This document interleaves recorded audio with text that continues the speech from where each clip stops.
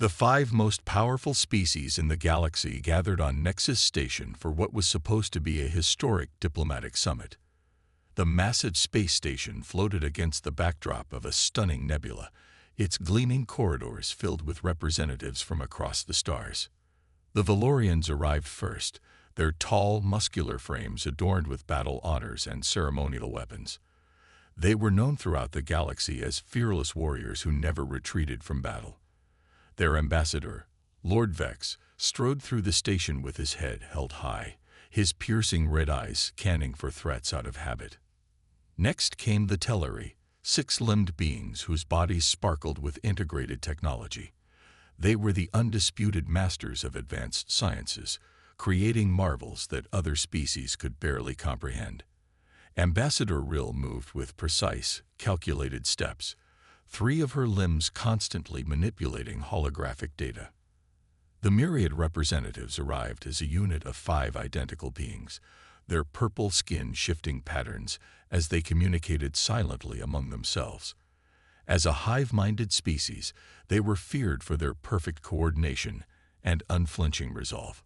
They moved in perfect synchronization, never showing a moment of doubt or hesitation. The Orcs delegation swept in with flowing robes that never quite touched the ground. Their strict moral code and unbending principles had made them respected mediators throughout the galaxy. Ambassador Toll's face displayed the traditional markings of one who had never broken an oath. Last came the humans, led by Captain Jane Miller. Compared to the other species, they seemed unremarkable, of average height, with no special physical features, no integrated technology, no hive mind. They were the newest arrivals to galactic politics, and rumors about them spread quickly. "I hear they calculate risks before every battle," whispered a Valorian aide with clear disgust. "They've been known to retreat when victory isn't certain," added a Telleri technician, his voice containing a hint of confusion. Miller heard these comments but kept her expression neutral.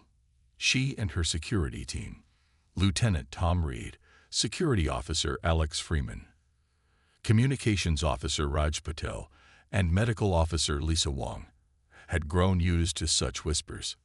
The summit began with grand speeches about unity and cooperation. For 3 days, the negotiations proceeded smoothly. Then, on the 4th morning, everything changed. The lights flickered across Nexus Station. The artificial gravity wavered. Emergency barriers failed to activate. Before anyone could react, armed figures in black armor stormed the main conference room. "Nobody move," shouted their leader, a scared being who identified himself as Commander Drac of the Void Heralds. "This station is now under our control." The Valorian Lord Vex immediately reached for his ceremonial blade. "We do not surrender to terrorists," he roared, charging forward. A stun blast knocked him unconscious before he covered half the distance. The Telleri ambassador activated her defensive shields, only to find them disabled by some unknown technology. She was quickly surrounded and subdued. The myriad representatives moved as one to form a defensive pattern, but in the confined space, they were easily contained by the invaders' weapons. Ambassador Tool of the Orcs stood tall, declaring, "We will not cooperate with those who violate the sanctity of diplomatic ground." His bravery earned him a brutal strike that left him dazed on the floor. Only Captain Miller and her human team reacted differently. The moment the attack began, Miller gave a subtle hand signal. Her team immediately backed toward the service exit, using the confusion to cover their retreat. "The humans are escaping," shouted one of Drac's soldiers. Drac laughed coldly. "Let them run. They're cowards, just as we expected. They'll probably hide until this is over." As the humans disappeared into the station's maintenance tunnels, Miller heard the jeers from both the terrorists and some of the captured delegates. The humans' retreat had confirmed every stereotype about their species. What no one else realized was that Miller had no intention of hiding. Her team was regrouping, and their retreat wasn't driven by fear. It was the first step in a carefully considered response. "Communications blackout," Miller whispered to her team once they were safe. "They think we're running away. That's exactly what we want them to think. Deep in the maintenance tunnels of Nexus Station, Captain Jane Miller gathered her team around a small portable holographic projector. The dim emergency lighting cast long shadows across their determined faces. They have found a small control room, forgotten by most, but marked clearly on the station schematics that Miller had memorized before arrival, something her alien counterparts had deemed unnecessarily cautious. "Status report," Miller whispered, her voice calm despite the crisis unfolding above them. Lieutenant Tom Reed, a compact man with a tactical mind, sharper than most combat computers, pulled up a rough map of the station. The Void Heralds have secured all major sections. They've gathered the delegates in the main conference hall and set up perimeter guards at all official entry points. "Communications?" Miller asked, turning to Raj Patel. The communications officer shook his head.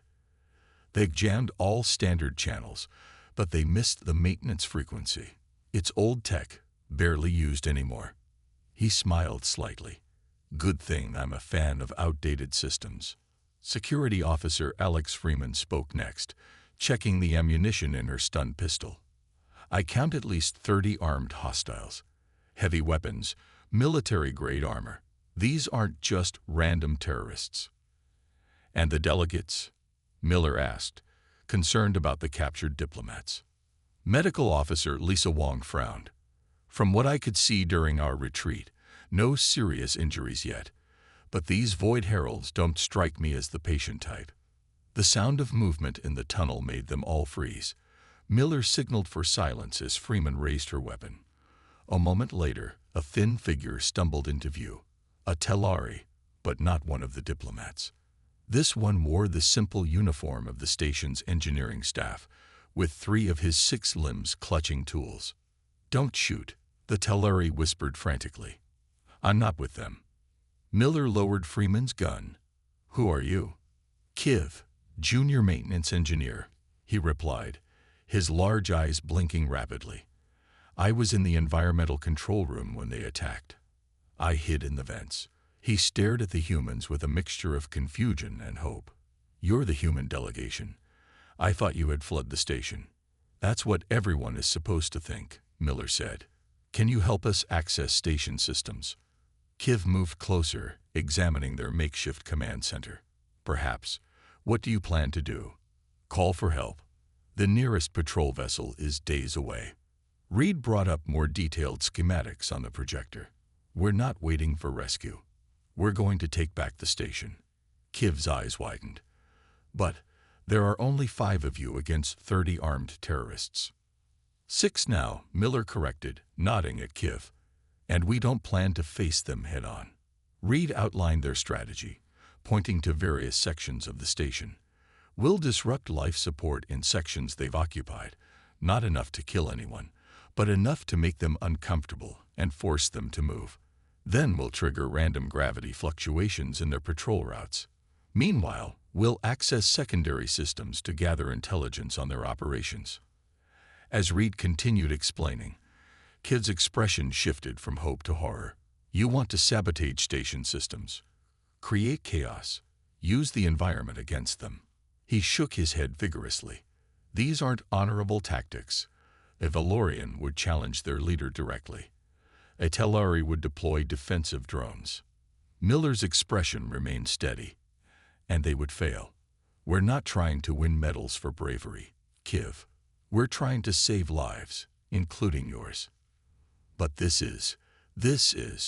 Kiv struggled to find the right word. "Cowardly," Wong suggested with a slight smile. "Yes," Kiv exclaimed, then looked embarrassed. "I mean by traditional combat standards." Miller checked her own weapon. "The Void Heralds expect us to either hide until this is over or attempt some kind of heroic rescue. They don't expect us to fight smart instead of brave. That's our advantage." Freeman nodded in agreement. "The most dangerous enemy is the one you underestimate."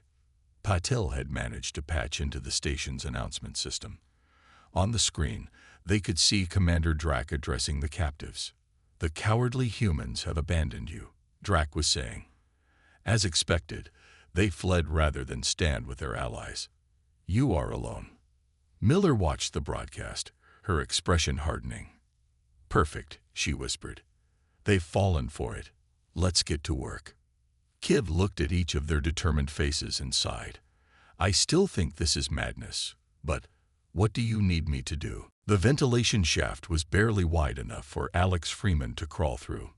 Dust covered her uniform as she inched forward on her elbows, a small bag of equipment clenched between her teeth.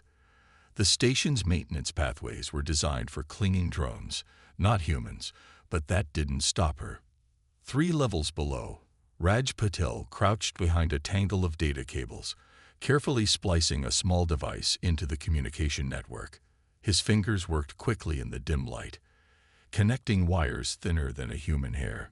Back at the academy, his classmates had mocked his obsession with old communication systems.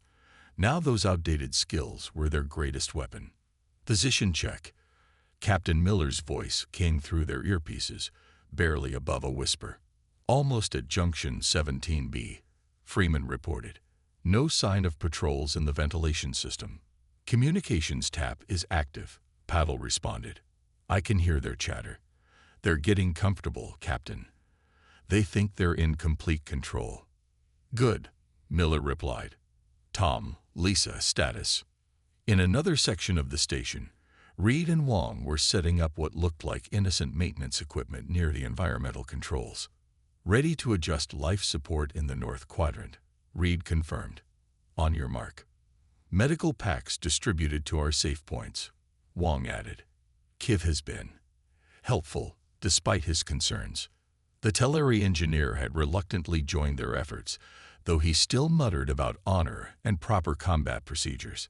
He now sat beside Miller in their makeshift command center, watching with six-eyed amazement as the humans executed their plan. Starting Phase 1, Miller announced. Alex, plant your first disruptor. Freeman reached an intersection in the ventilation system directly above the terrorists' main guard post. Below her, through the grate, she could see 3 Void Heralds standing watch, weapons ready. With practiced silence, she attached a small device to the metal wall and activated it with a touch. Disruptor 1 placed, she whispered, moving to position 2. Executing environmental adjustments, Reed confirmed. In the guard post below, the temperature began to rise slowly. At first, the guards didn't notice, but after 10 minutes, they were shifting uncomfortably, removing pieces of armor, growing irritable. Something's wrong with the climate control, one guard complained, wiping sweat from his brow. Probably just a system glitch, another replied. This station is old. Above them, Freeman smiled. The first seeds of doubt had been planted. Across the station, similar glitches began to occur. In some sections, the lights would dim for exactly 43 seconds before returning to normal. In others, the artificial gravity would increase by 5%, making everything feel subtly heavier. Nothing dangerous or obvious, just enough to create unease. Meanwhile, Patel had hijacked the terrorists' communication system. Every third message was slightly delayed. Every fifth message had a word or two scrambled. Again, nothing that would immediately raise alarms, but enough to cause confusion and miscommunication. The humans did this. A Void Herald lieutenant growled as he reported yet another system malfunction to Commander Drac. They must have sabotaged the station before they fled. Drac dismissed the concern. Even if they did, it doesn't matter. They're gone, and we control the station. Send a maintenance drone to fix it. What the terrorists didn't know was that Wong had reprogrammed several maintenance drones. When summoned, they would appear to make repairs while actually installing more of the humans' disruptors. In the conference hall, the captive delegates watched their captors grow increasingly frustrated with the station's malfunctions. Ambassador Rill of the Teleri noticed patterns in the disruptions that seemed intentional rather than random. The humans, she whispered to Lord Vex of the Valorians. They haven't fled. They're fighting back. Vex scoffed. By breaking the air conditioning. That's not fighting. That's trickery. Yet the Void Heralds look more troubled by this trickery than they did by your direct challenge, Rill observed. In their hidden command center, Miller watched through hacked security feeds as confusion spread among the terrorists. Each small disruption built upon the last, creating an atmosphere of unpredictability and tension. Phase 1 complete, Miller announced to her team. They're getting rattled. Now let's show them what real fear feels like. Kiv looked at her with new respect. I never understood your species before, he admitted. You fight like shadows in the system. Sometimes, Miller replied, the bravest thing you can do is to be smart enough not to be brave. 12 hours into the hostage situation, the atmosphere on Nexus Station had changed dramatically. The Void Heralds no longer moved with confidence through the corridors. They traveled in groups, weapons drawn, jumping at shadows. The humans' guerrilla tactics had taken their toll, creating an invisible enemy that seemed to be everywhere and nowhere. Commander Drac paced in front of the captive delegates, his scared face twisted with frustration. The once proud representatives sat on the floor of the conference hall, their dignities stripped away but their spirits unbroken. Lord Vex of the Valorians glared defiantly, while Ambassador Rill of the Teleri observed everything with calculating eyes. The myriad representatives maintained their eerie unity, and Ambassador Tool of the Orukai sat in what appeared to be a meditative state. Your human friends have abandoned you, Drac snarled, not for the first time. Yet someone is interfering with our operations. Who among you knows about the station systems? No one answered. Drac's patience, already thin, finally snapped. Very well, he said coldly. He pointed at a junior Valorian diplomat. You, stand up. The young Valorian rose to his feet, showing no fear. I will tell you nothing, he declared. I don't need you to tell me anything, Drac replied. He raised his weapon and fired without hesitation. The diplomat fell, his expression more surprised than pained. Shocked gasps echoed through the conference hall. Lord Vex roared with rage, lunging forward despite his restraints. Two guards beat him back with the butts of their rifles. That was unnecessary, Ambassador Tool said, his voice tight with controlled anger. If you wish to settle this matter, I propose a challenge according to the ancient laws. Single combat between champions to determine. Drac laughed, the sound harsh and mocking. Single combat. Ancient laws. Do you think this is some historical drama? He shook his head. Your outdated notions of warfare mean nothing. This is about power, not honor. Hidden in a maintenance crawl space 3 levels below, Miller and her team watched the execution on a small screen, their faces grim. Kiv turned away, trembling. We have to do something, Lisa Wong whispered. They're killing people now. We are doing something, Miller replied, though her voice was tight with restrained emotion. Raj, what did you find? Patil looked up from his datapad. I've decrypted some of their communications. This isn't just a terrorist attack or a hostage situation. They'd brought something aboard, something they call the package. They're planning to detonate it 6 hours from now. What kind of explosive? Reed asked. Not just an explosive, Patil said, his face pale. The specs I'm seeing. It looks like a quantum singularity device. If they trigger it, it'll create a localized black hole. The entire station would be crushed, and everyone on it killed instantly. And based on the diplomatic importance of the delegates, Freeman began. Miller finished the thought. It would throw the entire sector into chaos, maybe even trigger interspecies war. Kiv stared at them, his 6 eyes wide with horror. We need to evacuate. We need to warn everyone. If we trigger an evacuation, the Void Heralds will simply detonate early, Reed pointed out. We need to find and secure that device. Miller studied the station schematics, her mind racing through possibilities. They had successfully disrupted the terrorists' operations, but disruption wasn't enough anymore. They needed a decisive action. I've located their main equipment storage, she said finally, pointing to a section on the map. Based on the power readings, that's where they'd keep a device like that. But there's a problem.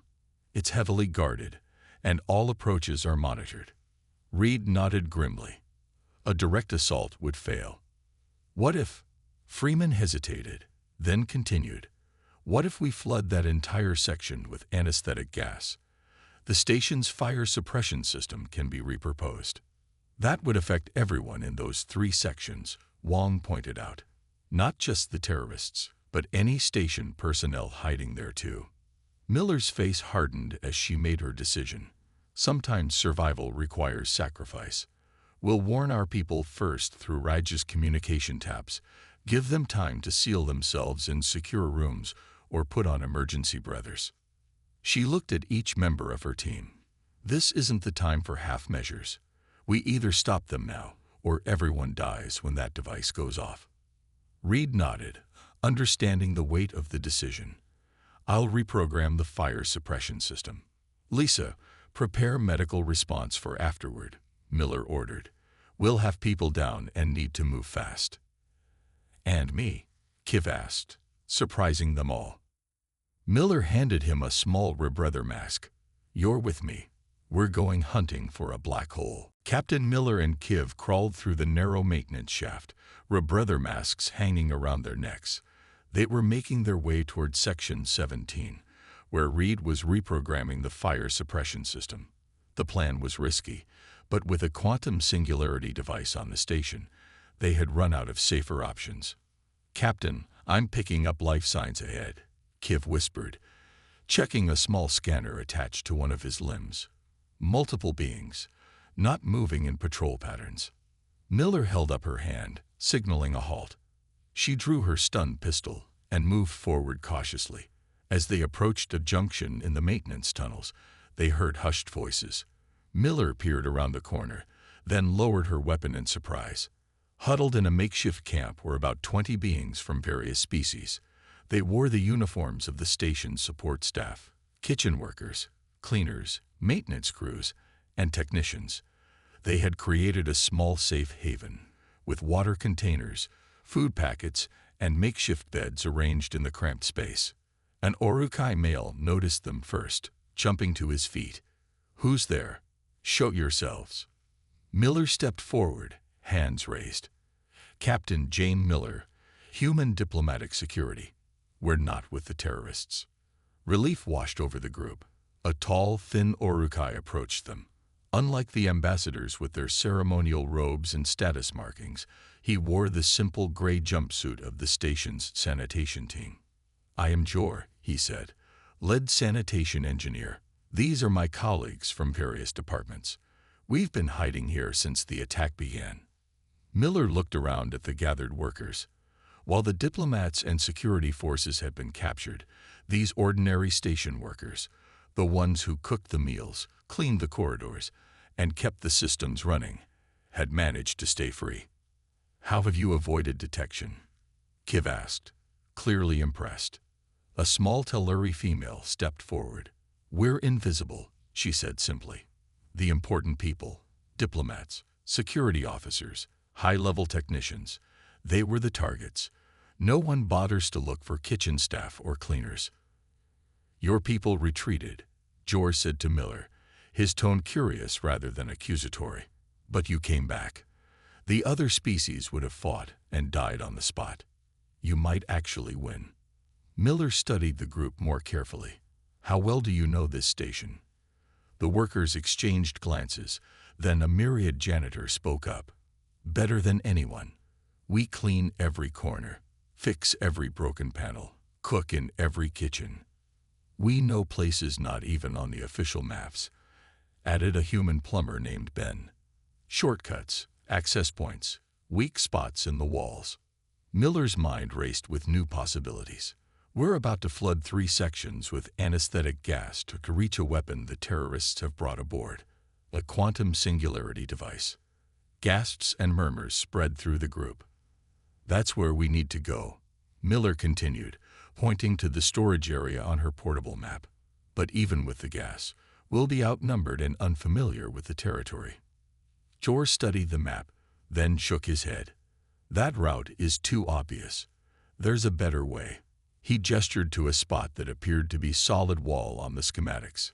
Service access through the waste reclamation system. unpleasant, but unmonitored. The Telerik kitchen worker nodded enthusiastically. And I can disable the backflow valves in Section 16. It will create a warning alarm in Sections 18 through 20. Draw some guards away. One by one, the station workers pointed out weaknesses in security, alternative routes, and systems they could manipulate. What had been a desperate last stand was transforming into a coordinated operation. "Why help us?" Miller asked. "This is dangerous." Ben the plumber shrugged. "This station is our home.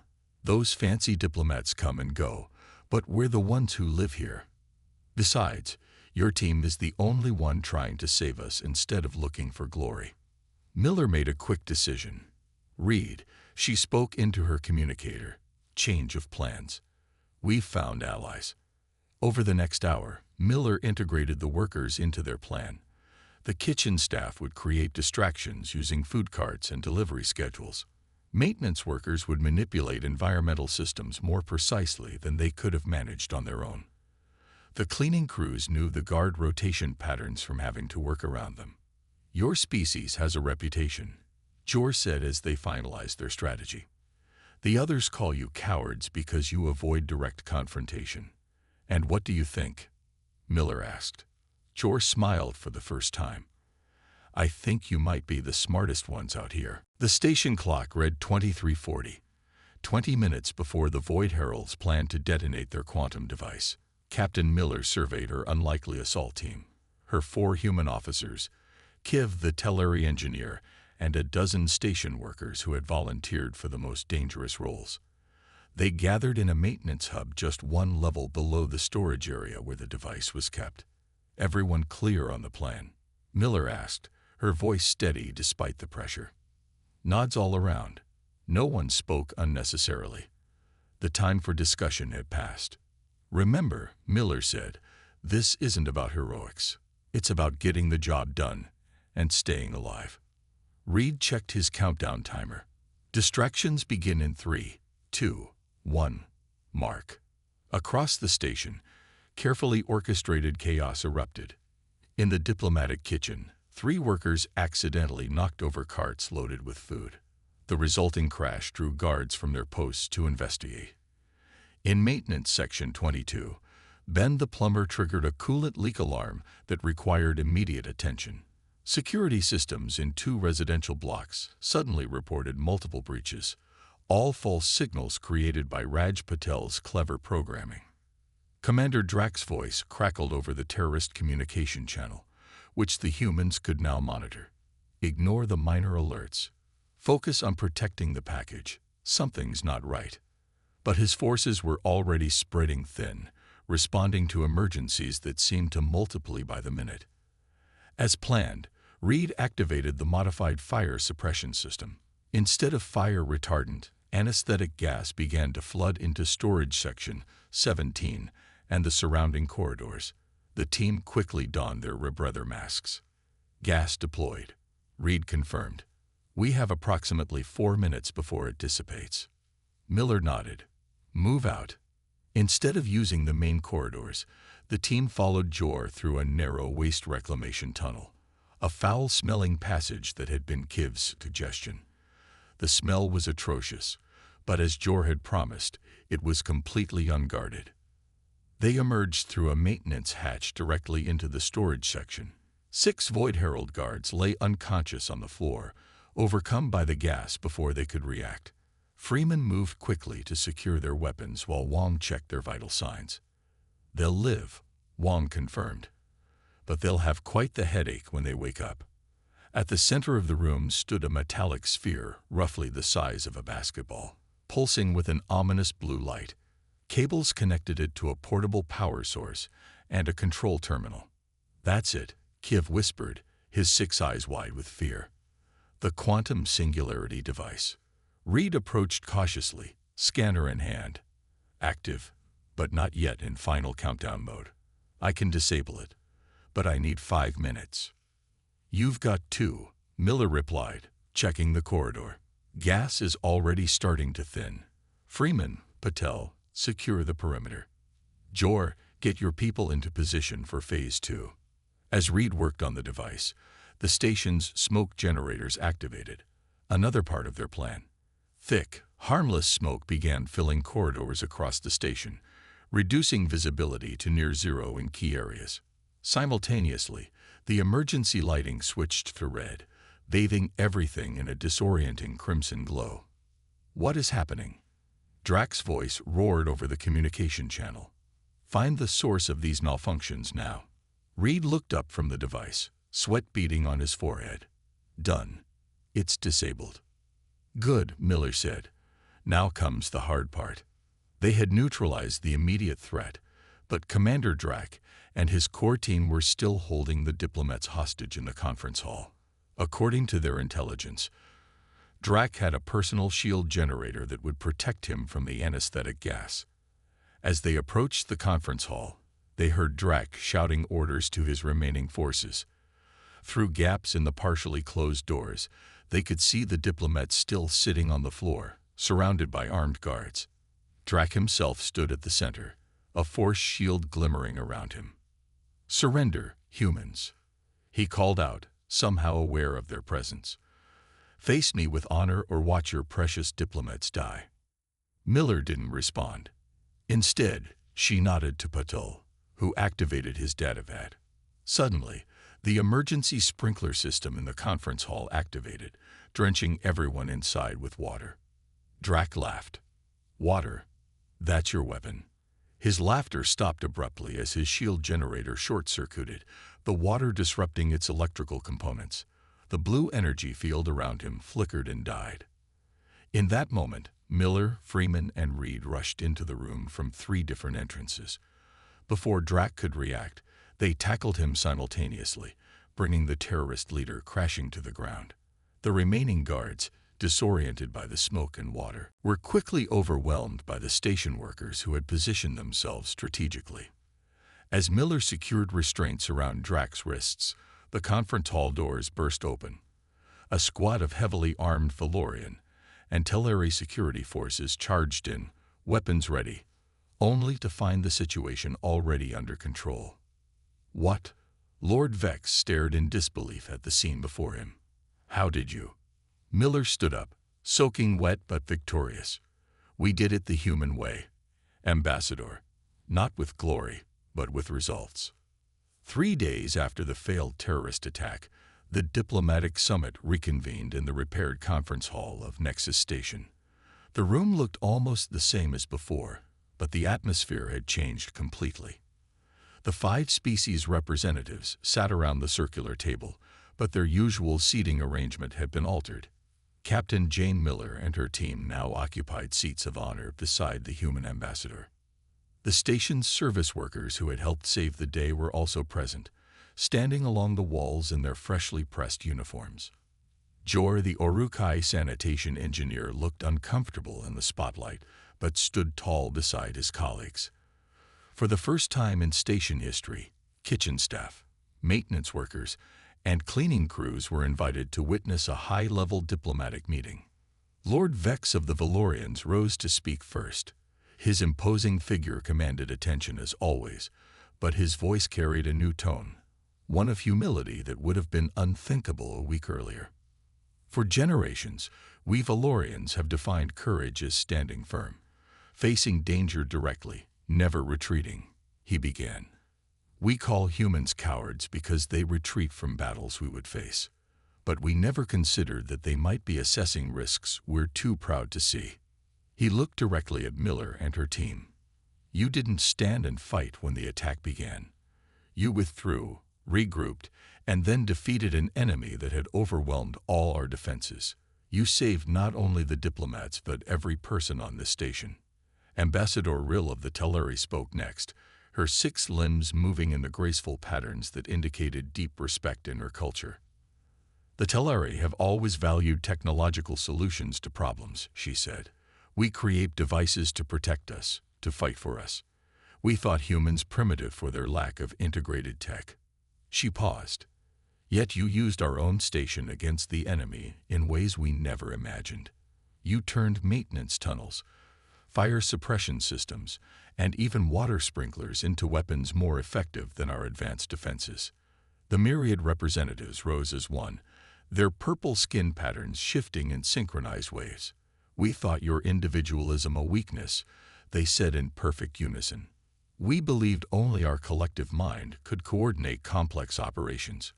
We were wrong. You coordinated not just your own team but station workers from 5 different species, each with their own tasks, creating a unified response that was anything but uniform." Ambassador Tool of the Uruk-hai bowed deeply to the humans. "The Uruk-hai pride ourselves on our principles, our unwavering moral code. We judged humans as uncertain, always compromising. Now we understand that flexibility is not weakness.